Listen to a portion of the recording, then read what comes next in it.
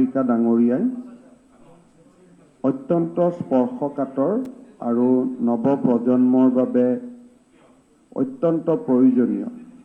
Drugs ট্ৰেফিকিঙৰ ওপৰত বা যিটো আমাৰ ইলিগেল ড্ৰাগছৰ বিজনেছ হৈ আছে, কনজাম্পশ্যন হৈ আছে আৰু ই ক'ৰ পৰা আহিছে, এই গোটেই ধৰণৰ কথা সদনত শূন্যকালীন ঘণ্টাৰ জৰিয়তে সদনৰ দৃষ্টি আকৰ্ষণ কৰিছে। অধ্যক্ষ মহোদয়, যোৱা কিছু বছৰ ধৰি যেতিয়াই আমি কোনোবা জিলাত ভ্ৰমণত যাওঁ, ৰাজহুৱাভাৱে কথা বতৰা পাতোঁ, বিশেষকৈ আমাৰ আই মাতৃ সমাজৰ সৈতে কথা পাতোঁ, তেতিয়া সদায়ে তেওঁলোকে অসমৰ আটাইতকৈ ডাঙৰ সমস্যা হিচাপে ড্ৰাগছৰ বিভীষিকাৰ কথা আমাৰ আগত উল্লেখ কৰি আহিছিলে। পোনপ্ৰথমে মোৰ মনত এটা ধাৰণা আছিল যে আমাৰ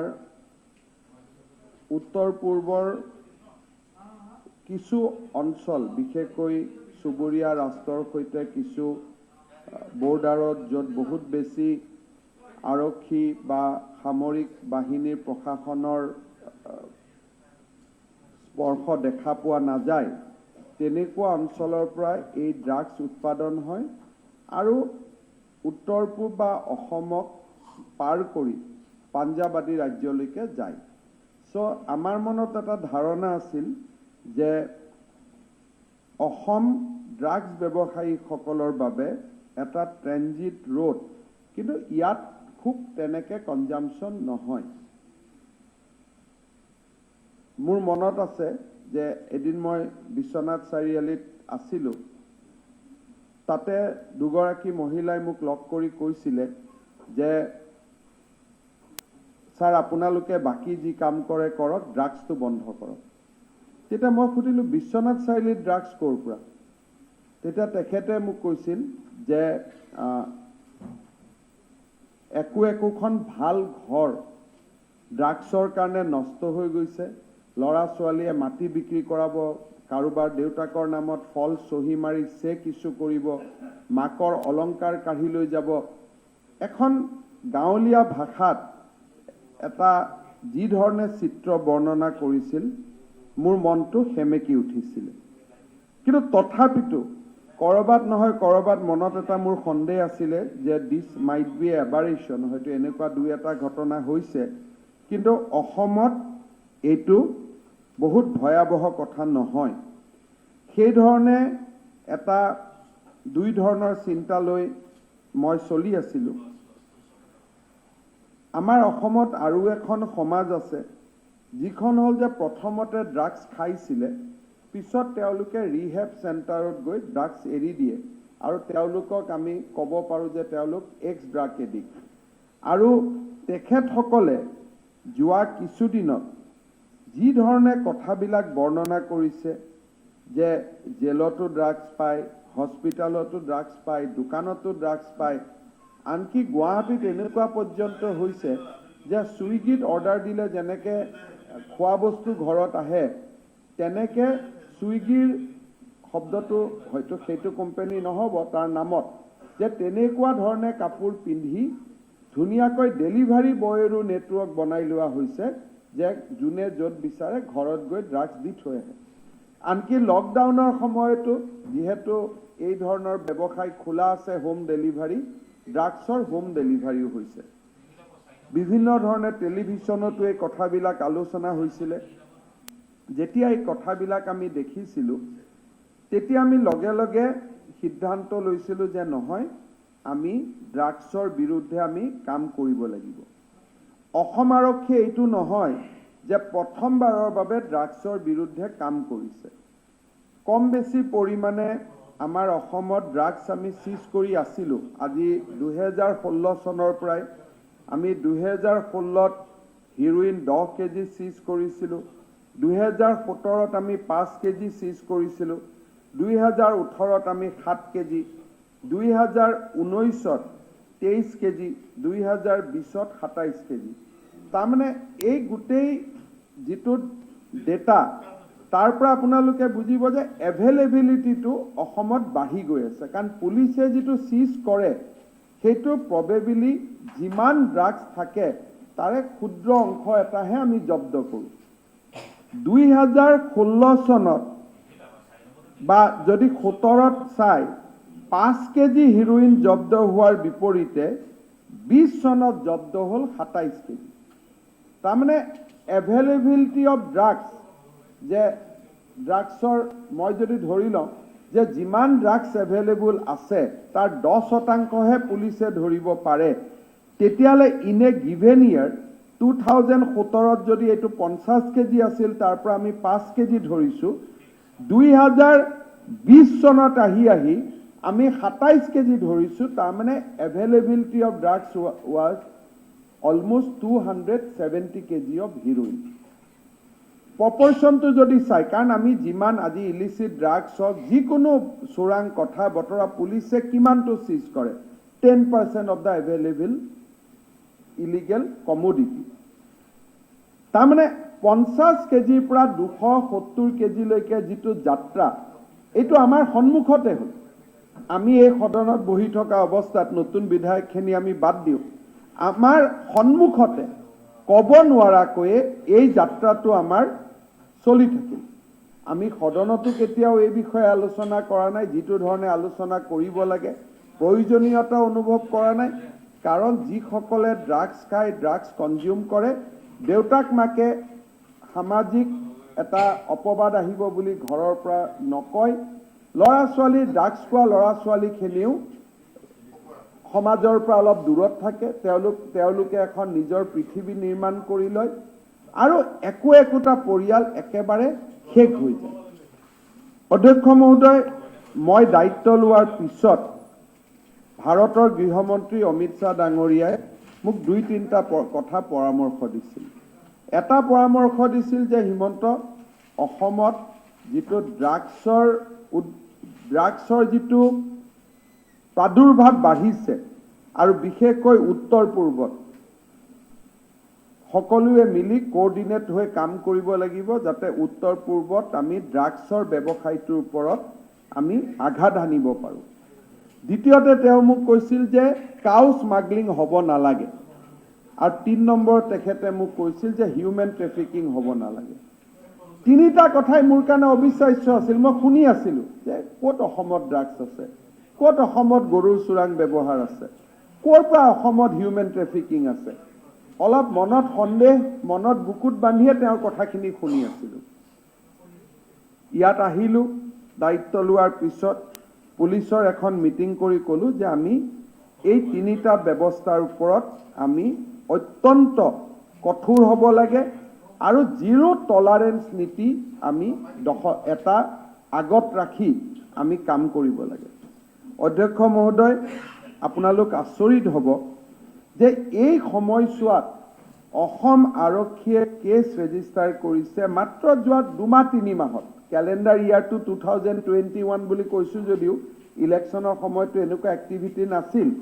জাষ্ট যোৱা 2 মাহত 1021টা কেছ, 1120 কেছ ৰেজিষ্টাৰ হৈছে। আমি কিমান মানুহক ধৰিছোঁ? 1897 জন। ইয়াৰ ভিতৰত 2-এটা কিংপিনো আছে, বাট বেচিকেলি মই বহুত ডাঙৰ ক্লেইম নকৰোঁ। দিজ আৰ বেচিকেলি পেডলাৰ্ছ, যিবিলাকে সৰু সৰু ডেলিভাৰী কৰে। ডাঙৰ কোৱাণ্টাম আহে, 1 কেজি দাম ইণ্টাৰনেশ্যনেল মাৰ্কেটত 1.5-2 কোটি হ'ব। তাৰ পৰা লাহে লাহে সৰু সৰু গ্ৰামলৈকে কনভাৰ্ট কৰি এই ধৰণৰ পেডলাৰ্ছবিলাকে কাম কৰে। তেওঁলোক হ'ল 1897 গৰাকী। আৰু অধ্যক্ষ মহোদয়, কাৰ্যত যোৱা 2 মাহত আমি হিৰোইন ধৰিছোঁ 27 কেজি।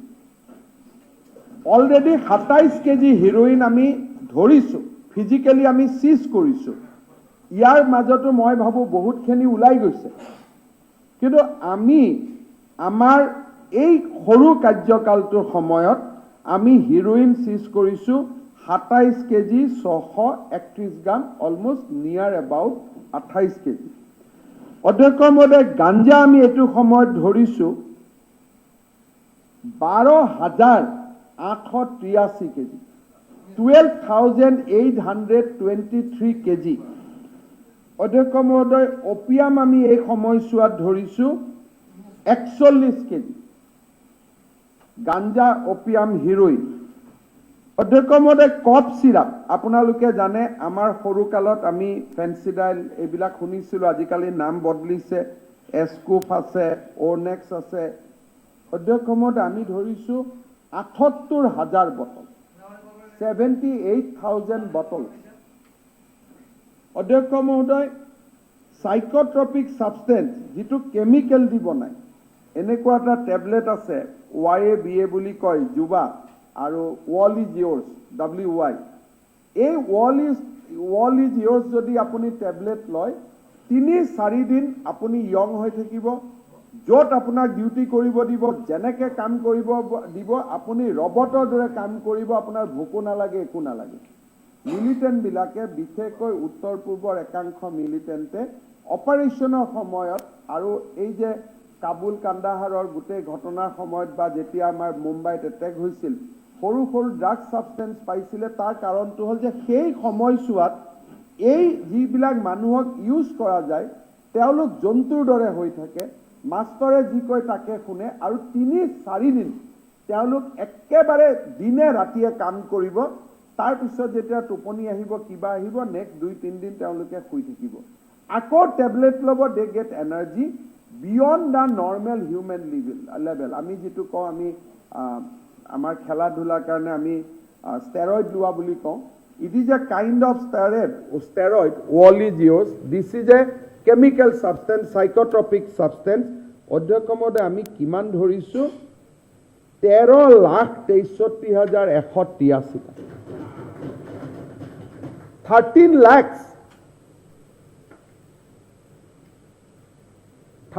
lakhs tablet তাৰমানে কিমান যুৱক ধ্বংস হৈ গল শেষ হৈ গল এখন কিমান ডাঙৰ বজাৰ আছিল আপোনালোকে চিন্তা কৰক অধ্যক্ষ মহোদয় এই সময়ছোৱাত আমি মৰফিন ধৰিছো 3 কেজি মৰফিনে 3 কেজি অধ্যক্ষ মহোদয় ক্ৰিষ্টালাইন বুলি আৰু এডবিট ড্ৰাগছ তাক ধৰিছো 3 কেজি পপি ষ্ট্ৰ যৰ পৰা আমি ধৰো সেইটো আমি ধৰিছো 33 কেজি আৰু এওঁলোকে লগত ফেক কাৰেন্সি আৰু ফৰেন কাৰেন্সি লৈ আহে তেনেকুৱা আমি ধৰিছো 15,000 টকা আৰু এই মানুহবিলাকৰ পৰা আমি কেছ সিজ কৰিছো অধ্যক্ষ মহোদয় 1,80,00,000 টকা 1,80,00,000 rupees we have seized যোৱা দুমাহত আমাৰ অসম আৰক্ষীয়ে যি ধৰণে কাম কৰিছে অধ্যক্ষ মহোদয় এই ধৰণৰ সিজ কৰা তাৰমানে প্ৰতিটো ট্যাবলেটে এটা পৰিয়ালৰ জীৱন ধ্বংস কৰিলে 13 লাখ ট্যাবলেটে 13 লাখ ডেকা লৰাক শেষ কৰি পেলালে আজি 27 কেজি হিৰোইন যাৰ মূল্য ইন্টাৰনেশনাল মাৰ্কেটত নট লেছ দেন 50 crores ই এটা কেনেকুৱা অৱস্থা হলেতেন অধ্যক্ষ মহোদয় আপোনাক আমি এক প্ৰকাৰ এক্সপ্লেইন কৰিব নোৱাৰো যে কি অৱস্থা অসমখন লাহে লাহে পৰিণত হৈছিল আমি এখন সিৰিয়েল সিনেমা দেখিছিলো উডাটা পাঞ্জাব তাতে আমি পাঞ্জাবৰ পৰিবেশ দেখিছিলো আমাৰ উত্তা আসাম যাক উত্তা পাঞ্জাব বুলি কৈছিলে আজি আমি সেই দিশলৈ আমি গতি কৰি আছিলো কব নোৱাৰাকৈ আমি ইয়াত কৰ্ম সংস্কৃতিৰ কথা কৈছো আমি আন ধৰণৰ কথা কৈছো এছাম লোকে ড্ৰাগছ আৰু বৰবিহৰ কবলত পৰি আমাৰ গোটেই জাতিটোক ধ্বংস কৰা ৰাস্তালৈকে লৈ গৈ আছে কিন্তু আনফৰ্চুনেটলি আমি যি সকল অভিভাৱক সমাজৰ আমি এই কথাবোৰ গমেই পোৱা নাছিলো তাক কেতিয়াও আমি ডিসকাশন কৰা নাছিলো আৰু এটা এনেকুৱা অৱস্থা হৈছিল যে আৰক্ষী ডিপাৰ্টমেন্টৰ ভিতৰত এই ধৰণৰ কাম কৰা মানুহ সোমাই গৈছিল যোনে ভাৰ্চুৱেলি কাম কৰে তেনেকুৱা মানুহ সোমাই গৈছিল যোৱা কেইদিনমান আগতে গুৱাহাটীত আমি অজিত দাস বোলা এগৰাকী ব্যক্তি ফ্যামিলি আমাক কমপ্লেইন দিলে যে মোৰ দেউতা কিডন্যাপ হৈ আছে নৰ্মেল কিডন্যাপ কেছ এটা সময়ত আমি এটা সোৰ্সৰ পৰা গম পালো যে এই কিডন্যাপ কেছটোৰ এটা হিষ্ট্ৰী আছে কেনেকুৱা যে কিছুদিন আগতে এবছৰ আগতে টায়াৰত 10 কেজি হিৰোইন আহিছিলে আৰু হিৰোইনটো এই মানুহজনে হ্যান্ডেল কৰিছিলে আৰু এই মানুহজনে বিক্ৰী কৰি জুনে পঠাইছিল টকাটো ঘূৰাই দিব লাগিছিল এখেতে টকাটো ঘূৰাই নিদিলে যেতিয়া টকাটো ঘূৰাই নিদিলে ইমান অভিযানৰ মাজতো he was kidnapped and taken hostage in Morigaon ইমান কামৰ মাজতো তেওঁলোকৰ এখন নিজৰ দুনিয়া আছে এই মানুহজনক হোষ্টেজ কৰি লৈ গ'ল ছোৱালীজনীয়ে বাৰে বাৰে কয় যে পুলিচে লৈ গৈছে কেনেকৈ পুলিচে লৈ যাব পাৰে পিছত আমি গম পালো যে ৰামবাবু সিং বুলি ফাঁচী বজাৰ থানাৰ আৰক্ষী কনিষ্টবল এজনে সাহাবে মাতিছে বুলি কৈ মানুহজনক লৈ গৈ মৰিগাঁৱৰ এখন পাহাৰৰ ওপৰলৈকে লৈ গ'ল সহায় কৰিলে এজন ফৰেষ্ট ডিপাৰ্টমেণ্টৰ কনষ্টেবলে আৰু গোটেই অপাৰেশ্যনটোৰ নেতৃত্ব দিলে কমলজিৎ সিং সিদ্ধু বুলি তেওঁ আৰপিএফৰ ইন্সপেক্টৰ আছিল এটা বিশেষ গোচৰত চাকৰি গৈছিলে তেওঁ আৰপিএফৰ ইন্সপেক্টৰ আছিল and he was the one of the main kingpin কেছটো কিডনেপ ৰেজিষ্টাৰ হ'ল আমি বিভিন্ন ধৰণে সহায় আমাক কথা বতৰা আমি পাতিলোঁ আৰু এটা সময়ত এই মানুহজনক আমি ডিমাপুৰত এৰেষ্ট কৰিলোঁ মানুহজন যেহেতু আৰপিএফৰ ইন্সপেক্টৰ আছিলে আমাৰ সৰু টিম এটা এৰেষ্ট কৰিছিলে আমাৰ সাৰ্ভিস ৰিভলভাৰ লৈ আমাৰ কাঢ়ি লৈ পেলাই আমাৰ অফিচাৰজনক গুলিয়াব চেষ্টা কৰোঁতে আমি তেওঁক আমাৰ পুলিচে তেওঁক মাৰি পেলাবলগীয়া হ'ল he is dead now and as a result of encounter so 10 KG heroin অকল টায়াৰৰ মাজত পেক কৰি পেলাই লৈ গৈছিলে আৰু পইচা নিদিয়াৰ কাৰণে মানুহক কিডনেপ কৰি লৈ গৈছিলে তাৰমানে হিন্দী চিনেমাত যেনেকুৱা ধৰণৰ আণ্ডাৰৱৰ্ল্ড আমি দেখোঁ তেনেকুৱা ধৰণৰ আণ্ডাৰৱৰ্ল্ডৰ কাম এটা অসমত চলি আছিল অধ্যক্ষ মহোদয় এই সময়ছোৱাত কোনোবাই কয় যে নহয় অসম পুলিচ ট্ৰিগাৰ হেপী অধ্যক্ষ মহোদয় যেতিয়া এনেকুৱা মানুহবিলাক এৰেষ্ট হয় তেতিয়া তেওঁলোকে জানে যে this is end of our life যেতিয়া 10 কেজি হিৰোইনৰ লগত মই এৰেষ্ট হ'ম তেতিয়া মোৰ কনভিকশ্যন ইজ কনফাৰ্ম গতিকে আৰু এওঁলোকে নিজেও অলপ খাই থাকে গতিকে তেওঁলোকে সৰ্বোচ্চ চেষ্টা কৰে যে আমি ওলাই যাওঁ মাৰো দে বিকাম ডেছপাৰেট ড্ৰাগছ এডিক্টৰ লগত আপোনালোকে কথা পাতি চালে দেখিব যে তেওঁলোকে যেনেকৈ হাতত ধৰিব ভৰিত ধৰিব কান্দিব মানুহকেইজনে যি ধৰণে বিহেভ কৰে they behave completely not like a normal person আৰু এই মানুহবিলাকে যেতিয়া হাজাৰ হাজাৰ ল'ৰাক বেয়া কৰাৰ কাৰণে তেওঁলোকে অলপো শংকাবোধ নকৰে তেওঁলোকৰ মানসিকতা কেনেকুৱা হ'ব আপোনালোকে নিজে অনুভৱ কৰিব পাৰে অধ্যক্ষ মহোদয় এই সময়ছোৱাত আমি 1897 জন ব্যক্তিক গ্ৰেপ্তাৰ কৰিছোঁ আৰু পুলিচৰ লগত সংঘৰ্ষ কৰোঁতে পলাই যাওঁতে আমি প্ৰায় এজন ব্যক্তি আমাৰ গুলিত মৰিবলগীয়া হৈছে 7 জন ব্যক্তিয়ে ভৰিত আঘাত পাইছে শফিকুল ইছলাম অৰুণ যাদৱ লুখনালা মেইতে ৰহমতুল্লাহ খান ৰমেশ কুমাৰ আইজুল হক জয়তুল কবিত এওঁলোকক আমি যেতিয়া তেওঁলোকে পুলিচৰ লগত কাজিয়া পেচাল কৰিছে পুলিচৰ পৰা সাৰ্ভিস ৰিভলভাৰ ল'ব চেষ্টা কৰিছে আমি তেওঁলোকক CRPC মতে ভৰিত গুলিয়াই পেলাই আমি তেওঁলোকক এৰেষ্ট কৰিবলগীয়া হৈছে অধ্যক্ষ মহোদয় অহা 17 আৰু 18 তাৰিখে আমি এটা ডেমনষ্ট্ৰেটিভ এফেক্ট হিচাপে আমি ভাবিছোঁ যে যিখিনি ড্ৰাগছ আমি সিজ কৰিলোঁ সেইখিনি আমি ৰাজহুৱাভাৱে জ্বলাই দিম যাতে এটা মানুহৰ মাজত মেছেজ যায় যে এইটো এটা অসমত আৰু এই ধৰণৰ কাম নহ'ব গোলাঘাটত অধ্যক্ষ মহোদয় আমি 1 কেজি হিৰোইন 695 কেজি গাঞ্জা আৰু 2,65,444টা টেবলেট নগাঁৱত 8 কেজি হিৰোইন হোজাইত 63 গ্ৰাম হিৰোইন কাৰ্বি আলঙত 10 কেজি হিৰোইন এই ধৰণৰ আমাৰ প্ৰথম যেটো ৰাজহুৱা বাৰ্নিং আজিলৈকে আমি কেতিয়াও কৰা নাছিলোঁ আমি 17 তাৰিখে ডিফু আৰু গোলাঘাটত ৰাজহুৱা বাৰ্নিং কৰিম আৰু 18 তাৰিখে আমি নগাঁও আৰু হোজাইত আমি এই নেক্ৰটিক্স যিমানখিনি আমি যোৱা 2 মাহত সিজ কৰিলোঁ except the sample we need to keep for the legal purpose বাকিখিনি আমি জ্বলাই দিয়াৰ বাবে সিদ্ধান্ত লৈছোঁ মই আমাৰ মাননীয় বিধানসভাৰ সদস্যসকলক অনুৰোধ কৰিম যে যোনে যেনেকৈ পাৰে এই কাৰ্যসূচীকেইটাত উপস্থিত থাকিলে এটলিষ্ট মানুহৰ মাজত এটা মেছেজ যাব যে হাউচ বিধানসভা ইয়াত একত্ৰিত হৈ আছে, অসম পুলিচক সাহস দিছে, অসম পুলিচক প্ৰেৰণা দিছে যাতে কঠোৰৰ পৰা কঠোৰতম ব্যৱস্থা লৈ হ'লেও অসমৰ পৰা তেওঁলোকে ড্ৰাগছ নোহোৱা কৰিব পাৰে। আজি আমি বিধানসভাত সন্মানীয় প্ৰদীপ হাজৰিকা ডাঙৰীয়াই প্ৰশ্নটো অনাৰ বাবে উত্তৰ দিবৰ বাবে মোৰ সুবিধা হৈছে। এই যিটো ড্ৰাগছৰ ঘটনা মই আজিও কৈছোঁ, আমি যিটো 2 মাহত চিজ কৰিছোঁ, আগত যিখিনি আমি চিজ কৰিছিলোঁ maybe 10% of the total quantity. আজি আমি চিজ কৰিছোঁ যিখিনি that might be 20% of the total quantity. যদি 27 কেজি অলৰেডি আমি চিজ কৰিছোঁ, তাৰমানে চিজ নকৰাকৈ খুব সম্ভৱত আৰু 200-150 কেজি হিৰ'ইন ইয়াত ডেফিনেটলি ঘূৰি আছে। এণ্ড 200-150 কেজি মানে কিমান হিৰ'ইনৰ দাম যদি 2 কোটি বুলি ধৰে 400 কোটি টকা। আৰু যদি অকল চিজ কৰা মেটেৰিয়েলখিনি যদি ধৰি লয় যে অসম পুলিচে 100% এফেক্টিভলি কাম কৰিছে, 27 কেজি 2 মাহ, 12 মাহত যদি আমি এভাৰেজ ধৰোঁ 200 কেজি,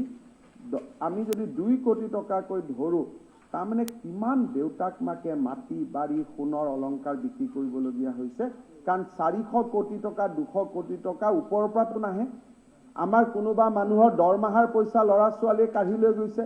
কাৰোবাৰ মাৰ গহনা কাঢ়ি লৈ গৈছে, কাৰোবাৰ মাটি বিক্ৰী কৰিছে, আৰু ক্ৰাইম সমাজত বাঢ়ি বাঢ়ি গৈ আছে। সোণৰ অলংকাৰ টানা, মানুহক চুৰি কৰা, গাড়ী চুৰি কৰা, এই গোটেই যিমান, আৰু এই ড্ৰাগছ এডিক্ট ল'ৰাবিলাককে আমাৰ বহুতখিনি উগ্ৰপন্থী সংগঠনে ব্যৱহাৰ কৰে যে তোক ড্ৰাগছ দিম, তই আৰ্মছ লৈ যা, তোক ড্ৰাগছ দিম, তই ফেক কাৰেঞ্চি লৈ যা, তোক ড্ৰাগছ দিম, তই আন ধৰণৰ ইলিগেল ব্যৱস্থা লৈ যা। গোটেই ক্ৰাইমছৰ যিটো চেণ্ট্ৰেল পইণ্টত আছে, এই চেণ্ট্ৰেল পইণ্টটোৱে হৈছে ড্ৰাগছ ব্যৱসায়ীসকল। অধ্যক্ষ মহোদয়, যেতিয়া ইমান ডাঙৰ ব্যৱস্থা এটাত কুঠাৰাঘাত কৰা হয়, তেতিয়া ইছ্যুটো ডাইভাৰ্ট কৰাৰ কাৰণেও প্ৰচেষ্টা চলিব। অসম পুলিচক নিৰাশ কৰাৰ কাৰণে প্ৰচেষ্টা চলিব। কোনোবাই ক'ব এইবিলাক নাটক, কোনোবাই ক'ব পুলিচে ট্ৰিগাৰ হেপী, এই ধৰণৰ বিভিন্ন শব্দৰে সেই ড্ৰাগছ ব্যৱসায়ীসকলক শক্তিশালী কৰাৰো সমাজত প্ৰচেষ্টা এটা চলিব। Because 400-500 crores is not a easy money, it's a big money. অসমত 400 কোটি টকা যদি পায়, প্ৰবেবলি আপুনি গোটেই সমাজখনকে কণ্ট্ৰল কৰি ল'ব পাৰিব। আজি ইমান ধৰণৰ ডাঙৰ ট্ৰেনজেকশ্যন এটা চলি আছিল। যেতিয়া আমি এই কাম কৰিছোঁ, তেতিয়া আমাৰ মানুহে বিভিন্ন ধৰণৰ ৰিস্ক ল'বলগীয়া হৈছে। আমি জানো যে ড্ৰাগছ ধৰা বুলিতো ডিফেম কৰিব নোৱাৰিব, গতিকে বেলেগ এটা পইণ্ট উলিয়াই চৰকাৰখনক দুৰ্বল কৰিব খুজিব, আন কথা এটা কৈ পেলাই ইয়াত টানিব খুজিব। কাৰণ this is a huge market অধ্যক্ষ মহোদয়, আৰু এনেকুৱা ডাঙৰ ব্যৱসায় কেতিয়াও কোনো দিনে আমাৰ অসমত হোৱা নাছিল। অধ্যক্ষ মহোদয়, ম্যানমাৰৰ কথা কৈছে, মই চুবুৰীয়া ৰাষ্ট্ৰ, মই কাৰো নাম ল'ব খোজা নাই, কিন্তু এইটো কথা আমি ক'ব পাৰোঁ যে state is not involve in any way. এই গোটেই কামবিলাক কৰি আছে একাংশ উগ্ৰপন্থী সংগঠনে, বাট অন ৰেকৰ্ড আমি নিশ্চয় ক'ব লাগিব যে এনেকুৱা কোনো ধৰণৰ ঘটনাৰ লগত আলফা জড়িত হোৱাৰ কোনো কথা আমি পোৱা নাই। এণ্ড ইনফেক্ট কেতিয়াবা আলফাৰ পৰা আমি দূৰণিবতীয়াকৈ চ'ৰ্চে পাইছোঁ যে অমুকে কনচাইনমেণ্ট লৈ গৈ আছে বুলি, তেনেকুৱাও 2-এটা ঘটনা আমি দেখা পাইছোঁ। গতিকে যেতিয়া উগ্ৰবাদী সংগঠন বুলি কওঁ, কোনোবা আকৌ কালি ৰাতিপুৱা কোনোবাই কৈ দিয়ক যে আমি আলফাৰ কথা কৈছোঁ, নহয়, এবছলিউটলি নহয়। আমাৰ এটলিষ্ট অসমীয়া মানুহ যোনেই নহওক কিয় আমি ইমান তলত যোৱা নাই বুলি আমি ভাবিবই লাগিব। And I must give due credit যে তেখেতসকলৰো 2-এটা মানুহৰ পৰা আমি চ'ৰ্চে পাইছোঁ, যেতিয়া ম্যানমাৰৰ পৰা আৰম্ভ হৈছে, কোনোবা এখন জংঘলৰ পৰা কোনোবা উগ্ৰপন্থী সংগঠনে তেওঁলোকৰ নলেজত আছে, তেওঁলোকে চিনা জানা পুলিচ অফিচাৰক ফোন কৰিয়ে খবৰ দিছে যে অমুকে বস্তু লৈ আহিছে বুলি। গতিকে তেওঁলোকৰ নহয়, কিন্তু আন উগ্ৰবাদী সংগঠনসমূহে ইয়াত জড়িত আছে। আমি ম্যানমাৰ চৰকাৰৰ সহযোগিতা বিচাৰিছোঁ, আৰু আমাৰ গোটেই কেইখন ষ্টেটে আমি এটা কোঅৰ্ডিনেটেড একশ্যন ইয়াৰ বিৰুদ্ধে লোৱাৰ বাবে আমি কাম কৰিছোঁ। মই সঘনাই আন ৰাজ্যৰ মুখ্যমন্ত্ৰীসকলৰ সংস্পৰ্শত আছোঁ। সদনে জানি আনন্দ পাব যে যোৱা কেইদিনমান আগতে মণিপুৰ চৰকাৰে আমাক অসমৰ গোটেই গড় হত্যাৰ যিজন কিংপিন আছিল, যিজনে মেইন গোটেই শ্বুটাৰবিলাকক ট্ৰেইনিং কৰে, তেনেকুৱা এজন ব্যক্তিক আমাক গতাই দিছে, যিটো one of the big success of the Assam government, Assam police, যিটো আৰু ইট হেজ ডান, এইটো সম্ভৱ হৈছে আমাৰ মণিপুৰ পুলিচে বা মণিপুৰ চৰকাৰে কৰা কোঅপাৰেশ্যনৰ কাৰণে। So' we are receiving all type of cooperation আমাৰ সতীৰ্থ মুখ্যমন্ত্ৰীসকলৰ পৰা বা আন পুলিচৰ পৰা, আৰু ইকুৱেলি আমি ভাবোঁ যে ৰাইজো আগবাঢ়ি আহিব লাগে, কাৰণ বহুত মানুহৰ হাতত খবৰ থাকে যে কোনে ড্ৰাগছ খাইছে, ক'ত খাইছে, ক'ৰ পৰা আহিছে,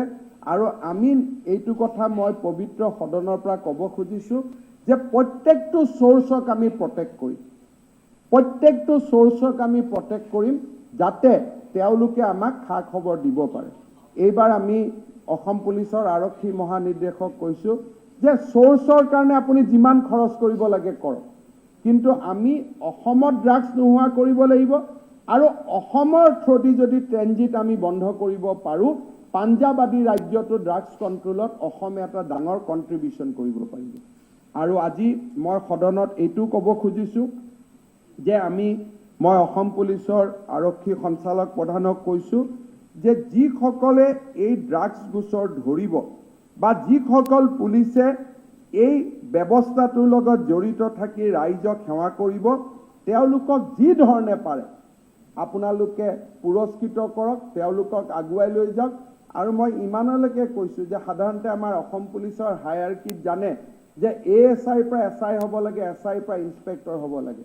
মই তেওঁলোকক কৈছোঁ যে আপোনালোকে ছাৰ্ভিচ ৰুলখন চেঞ্জ কৰক, যিসকল ল'ৰাই ভাল কাম কৰিব তেওঁলোকক পোনে পোনে ASIৰ পৰা ইন্সপেক্টৰলৈকে প্ৰমোশ্যন দি দিয়ক, যাতে তেওঁলোকে অনুপ্ৰেৰণা পায়, তেওঁলোকে ভাল কাম কৰিব পাৰে। আজি আমি গৌৰৱ অনুভৱ কৰোঁ যে যি ধৰণে মই ক'লোঁ যে আমাৰ এজন পুলিচ কনিষ্টবলে ড্ৰাগছৰ লগত জড়িত হৈ আছিল, তেনেকৈ আমাৰ ফ'ৰ্চতে কাৰ্বি আলঙৰ বৰছিং বেৰ ধৰণৰ ভাল ল'ৰাও আমাৰ ফ'ৰ্চতে আছে। এই ভাল ল'ৰাখিনিক যদি আমি একত্ৰিত কৰিব পাৰোঁ আৰু তেওঁলোকে যদি কাম কৰে, মই নিশ্চিত 2 বছৰ 3 বছৰৰ ভিতৰত এই ড্ৰাগছ মেনেন্সটো আমি নোহোৱা কৰিব পাৰিম। অধ্যক্ষ মহোদয়, মই এটা কথা কৈ সামৰণি মাৰিম যে this is a big money.